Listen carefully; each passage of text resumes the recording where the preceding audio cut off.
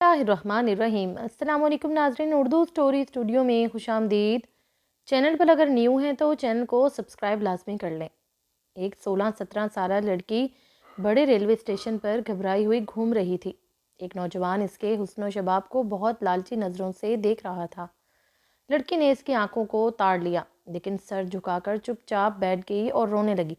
नौजवान ने पास जाकर पूछा, क्या बात है? लड़की ने जवाब दिया, मैं किसी शरीफ घर में रात गुजारना चाहती हूँ। नौजवान ने पूछा, क्यों?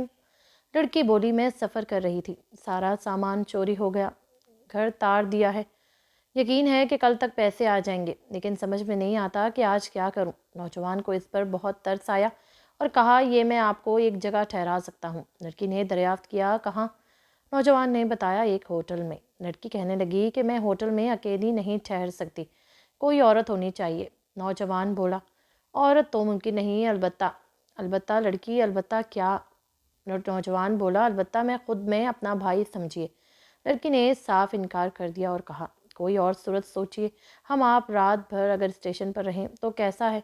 नौजवान ने मंजूर कर लिया और वो इस लड़की के साथ रात 11 बजे तक रहा।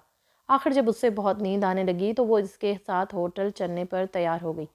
नौजवान इस कामयाबी पर बहुत खुश हुआ। दोनों होटल के कमरे में पहुंचे और रात के 3 बजे लड़की ने उठकर रोना शुरू कर दिया।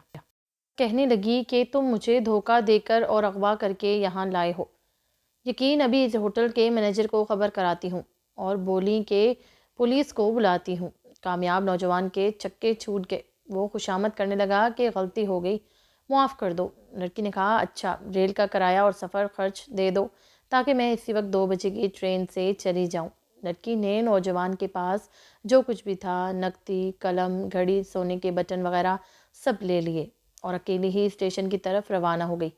सबक: मुसलमान को कुरानी इरशाद के मुताबिक अपनी नज़रें नीची रखनी चाहिए, वरना इस मंजरबाजी के सबब दीन तो बर्बाद होता ही है, दुनिया से भी हाथ धोने पड़ते हैं।